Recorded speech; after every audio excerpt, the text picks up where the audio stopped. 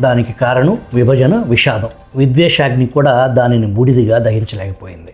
ఈ విషాదాన్ని సజీవంగా ఉంచిన కార్చిచ్చు అగ్ని అది. అధికార బదలాయింపు కొందరికి కాస్త ఊరటనిచ్చింది, కానీ అటువంటి వారిలో గాంధీజీ లేరు.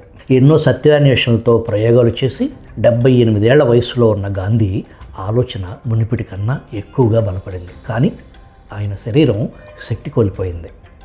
ఆయన సంకల్ప బలానికి సరితూగటంలో శరీరం విఫలమవుతూ వచ్చింది. తనకు ఎదురవుతున్న భీకర సవాళ్లను దృష్టిలో పెట్టుకున్న గాంధీ దీనిని అంగీకరించలేకపోయారు. 1947 ఆగస్టుకు కొన్ని నెలల ముందు నుంచి 1948 జనవరి వరకు ఆయన తరచూ పర్యటన చేసింది. అందుకే ఎక్కడ అల్లర్లు జరిగితే అక్కడి ప్రజల బాధలు, విషాదాలను పంచుకోవటానికి గాంధీజీ వెళ్ళేవారు. విద్వేషాగ్ని కీలలను ప్రార్థనలు, సందేశాల ద్వారా చల్లార్చేందుకు ప్రయత్నించేవారు.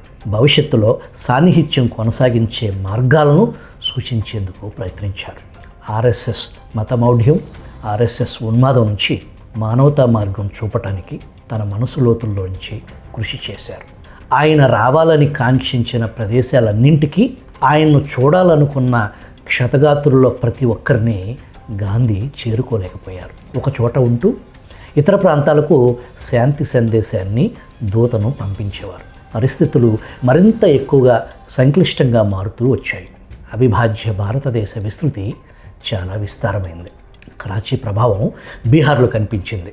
నౌకోలి ప్రభావం కలకత్తా మీద పడింది. విధ్వంసం చాలా ప్రాంతాల్లో కనిపించింది. విద్వేషాగ్ని ప్రతి చోట హెచ్చరిల్లింది. ప్రతి ఒక్కరికి గాంధీ మీద ఫిర్యాదు ఉండేది.